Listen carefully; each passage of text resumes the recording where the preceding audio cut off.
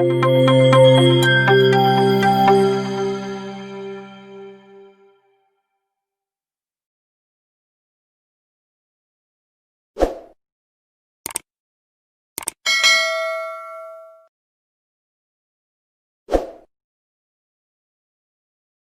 this blog, we will see how to implement if conditions in Kotlin. So here in our previous tutorials, we have seen the basic introduction for the Kotlin and the variables declaration and their usage. So if you have missed those tutorials, you can find the links in the description section below.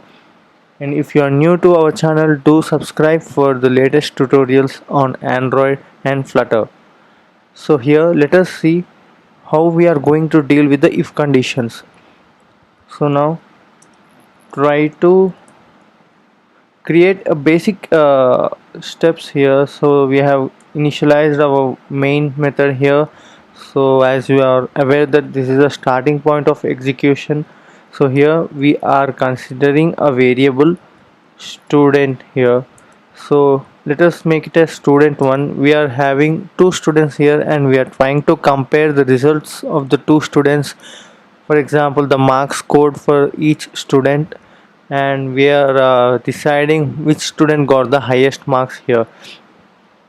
So the first student has got 50 marks here, and let us consider we are having another student who has scored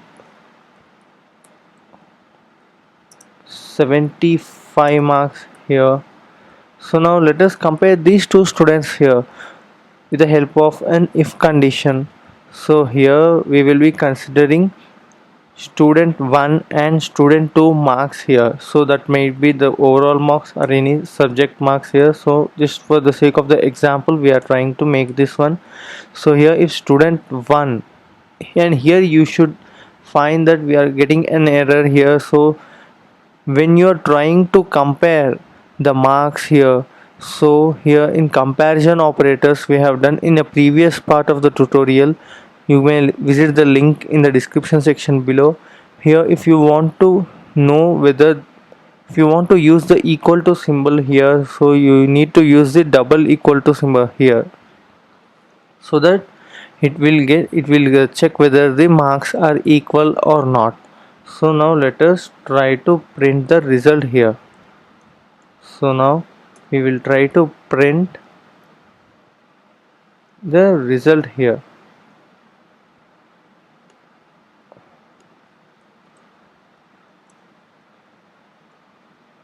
Yes or so now let us try to print the result here. So right click on this and try to run it. So now we will be getting the result if student is double equal to student 2. So if the condition is true, then our print statement will be printed, or else nothing will be printed here. So this is a basic if condition here, and generally the if condition should be followed by else condition, because if the condition fails you need to do the other available options. So basically you might be noticing that if condition is considering a boolean here, so if it is true or false, so it will not consider any other kinds of statements, declarative statements. Here the condition should be a true or false. So based upon these true and false, our if conditions gets executed. So here we got the result, and you can see nothing is being printed here. Why? Because student 1 is less than student 2 here. So the marks obtained by the student 1 is less than the marks obtained by the student 2 here. So our condition is failed here. So else it has returned out. So it has returned out of the condition here. So to handle these scenarios we need to add a else statement here. So here in the else we are trying to print no here. So now when you try to run this, you can see here we will be getting the no here. Why? Because as the condition is failed, the else condition is being printed here. So and also in the comparison operators we have seen different comparisons.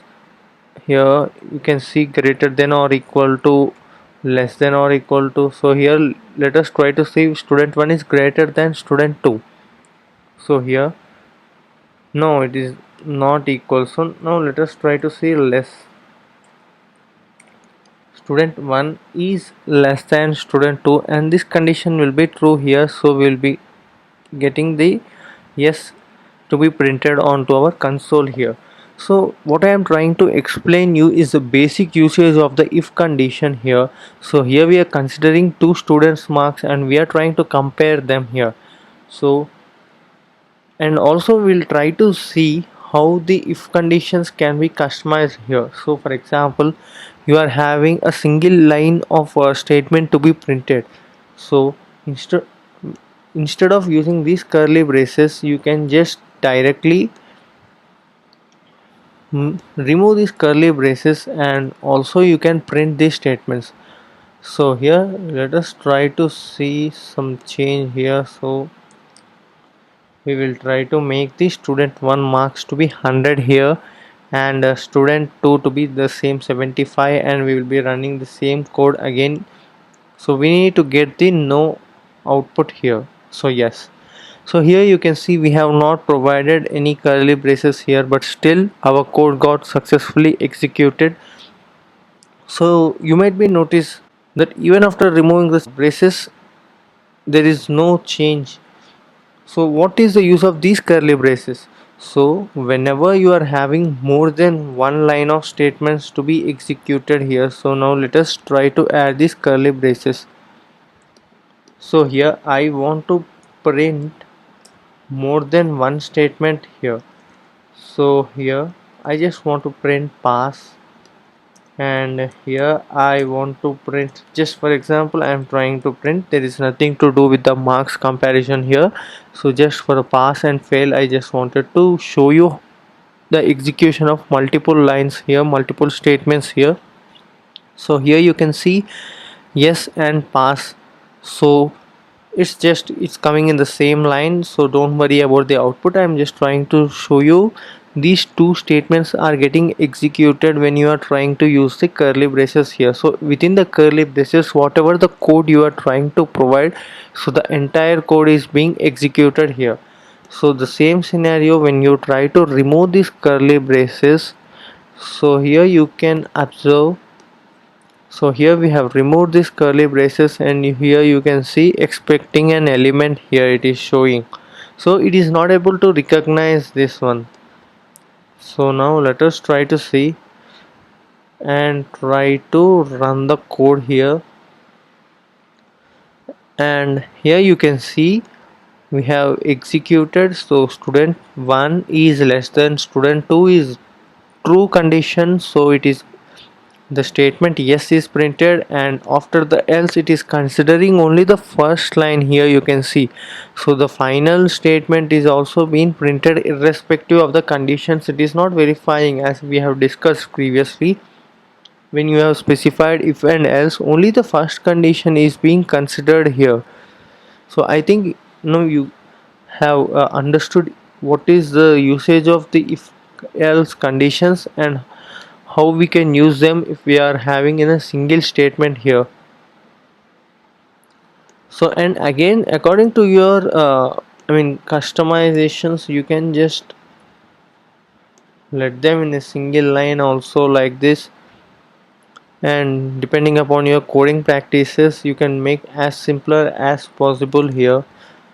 And now we will be seeing the another way of the if else conditions here. So here we are having multiple scenarios. For example,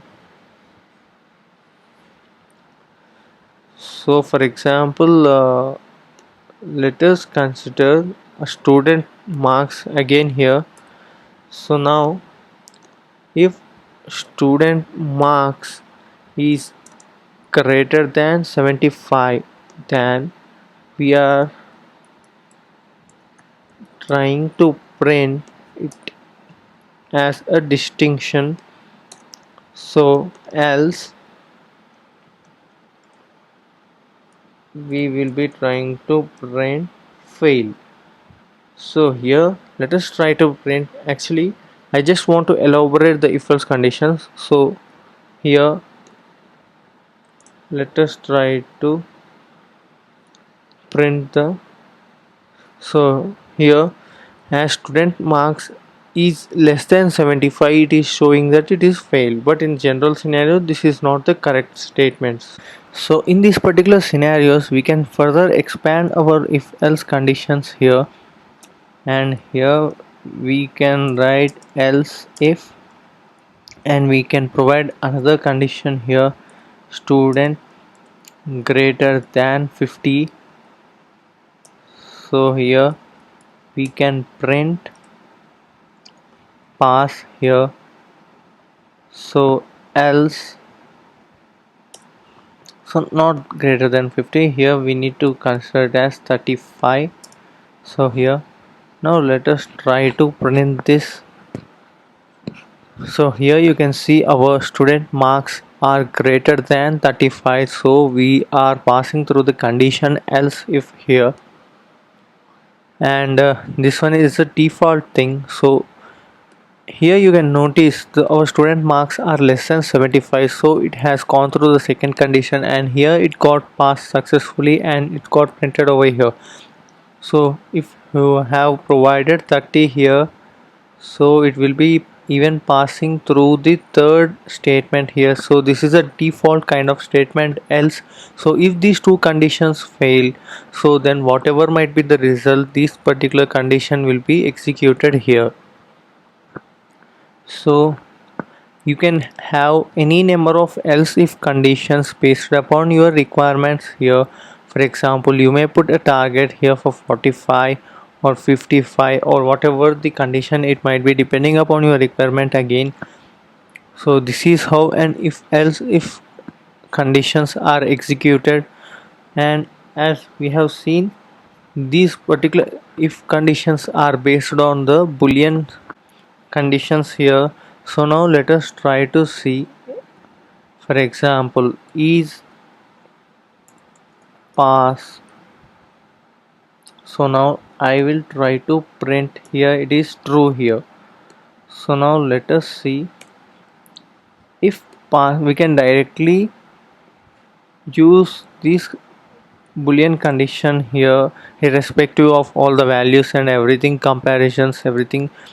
So here you can see if it is true, then this particular statement is being printed here, or else it is printed as failed here.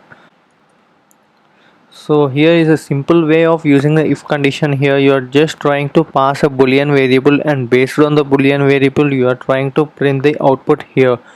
So this is how the different scenarios we can execute if conditions, not only in Kotlin but in Java, C and many other programming languages. So this is it for this tutorial. If you are having any queries, do let me know in the comment section below. For more interesting content, do subscribe to our channel.